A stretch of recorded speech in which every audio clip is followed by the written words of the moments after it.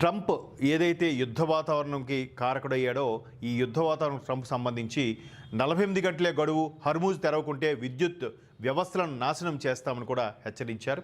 ఈ హర్మూజ్ జలసంధికి సంబంధించి ఇరాన్ కూడా నిన్న ఒక కీలకమైన ప్రకటన చేసింది.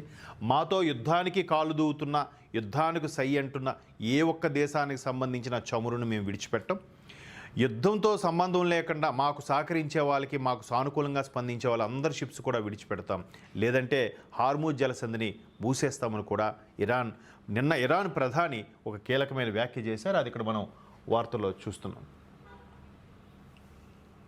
సో ఇక్కడ చూడొచ్చు, హర్మూజ్ జలసంధిని 48 గంటల్లోగా పూర్తిగా తెరచి నౌకల స్వేచ్ఛా రవాణాకు వీలు కల్పించాలని, లేకుంటే ఇరాన్లోని విద్యుత్ కేంద్రాలు ధ్వంసం చేస్తామని అమెరికా అధ్యక్షుడు ట్రంప్ హెచ్చరించారు. సో ఒక్కసారి వార్త చూద్దాం. తీవ్ర ప్రతీకారం తప్పదన్న ఇరాన్. ఒకవైపు ట్రంప్ ఈ విధంగా హెచ్చరిస్తుంటే ఇరాన్ కూడా మేమెలాగో నాశనం అయిపోయాం, పూర్తిగా మిమ్మల్ని కూడా బ్లాక్కు వెళ్ళిపోతాం అనే చందంగా ఇరాన్ హెచ్చరిస్తోంది.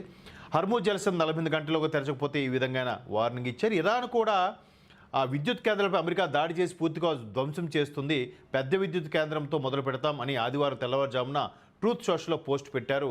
హర్మూజ్ జలసంధి మూసివేత, పశ్చిమాసియా ఇంధన వ్యవస్థలపై పరస్పర దాడులతో చమురు ధరలు పెరిగిన నేపథ్యంలో ట్రంప్పై ఒత్తిడి పెరగడంతో ఇరాన్ 6 నెలల వరకు హార్మోజ్ను మూసి ఉంచగలదని అమెరికా రక్షణ గూఢచార సంస్థ అంచనా వేసింది. దీనిపై అమెరికా రక్షణ కార్యాలయం పెంటగాన్లో విస్తృత చర్చ జరిగిన తర్వాత ఈ విధంగా ట్రంప్ 48 గంటలే దీనికి విధించడం జరిగింది. అయితే ఈ హార్మూజ్ జలసంధి, ఈ చిన్న కర్వ్ ఏదైతే ఉందో ఎర్ర సముద్రం నేపథ్యంలో, ఆ కర్వ్ ద్వారా షిప్స్ అన్నీ కూడా వచ్చే అవకాశం ఉంది. అయితే అది మూసేస్తే మరలా చుట్టూ తిరిగి వచ్చే విధంగా ఉండడం వల్ల చాలా రోజులు, సుమారుగా నెల, 2 నెలలు, 3 నెలలు పట్టే అవకాశం ఉంది. కాబట్టి ఈ హార్మూజ్ జలసంధి ఇరాన్ కైవసం చేసుకుంది కాబట్టి దాన్ని తెరిచి అందరికీ రవాణా మార్గాలకు ఇబ్బంది లేకుండా కలిగిస్తే ఓకే, లేదంటే ఈ హార్మూజ్ జలసంధినే లేకుండా పేల్చేస్తామని కూడా ట్రంప్ హెచ్చరిస్తున్నారు.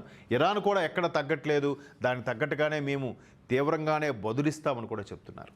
సో యుద్ధం ఇప్పటికే ప్రారంభమై 22 రోజులు, 23 రోజులు అవుతోంది. ఈ నేపథ్యంలో ఉద్రిక్త పరిస్థితులు నెలకొన్నాయి.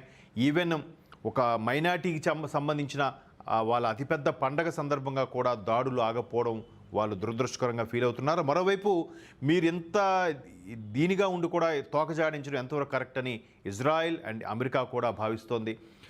అంటే ఏదైతే ఇరాన్ సుప్రీం లీడర్ ఖమేనీని లేపేసిందో అప్పటి నుంచి కూడా ఇరాన్ రక్తం మరుగుతోంది. ఏదో ఒకటి చేసి వాళ్ళని ఆపుతాం, లేదంటే మేము కూడా వాళ్ళతో పాటు పోతామనే చందంగా ఉంది. మరోవైపు కీలకమైన నేతలందరినీ కూడా అమెరికా చంపేస్తూ ఉంది. మరోవైపు అమెరికా సైనికులు కూడా ఒక్కొక్కరుగా మరణిస్తున్నారు. దాని మీద పూర్తి స్థాయి ఎక్కడా సమాచారం లేనప్పటికీ అమెరికా కూడా ఒకవైపు $1 బిలియన్ కోట్లలో నష్టపోతుంది, మరోవైపు ప్రాణ నష్టం కూడా జరుగుతుంది. అయితే సైనికులు మరణిస్తున్నారు తప్ప కీలక నేతలు మరణించట్లేదు. కాబట్టి అది అమెరికా విజయంగా భావించి ముందుకెళ్తుంది. ఇక్కడ ఇరాన్ మాత్రం కీలకమైన నేతల్ని, దళం కమాండర్ని, అలాగే దాన్ని ఏమంటారు ఆర్మీ చీఫ్లను కూడా కోల్పోయింది. ఖమేనీ లాంటి మెయిన్ సుప్రీం లీడర్ని కోల్పోయింది. ఇప్పుడు ఖమేనీ కుమారుడు ఎక్కడున్నాడో కూడా, బంకర్లో దాక్కున్నాడా, అండర్గ్రౌండ్లో ఉన్నాడా అని తెలియదు. మరోవైపు ఇజ్రాయెల్ ఖచ్చితంగా స్టేట్మెంట్ ఇచ్చింది. ఖమేనీ కుమారుడు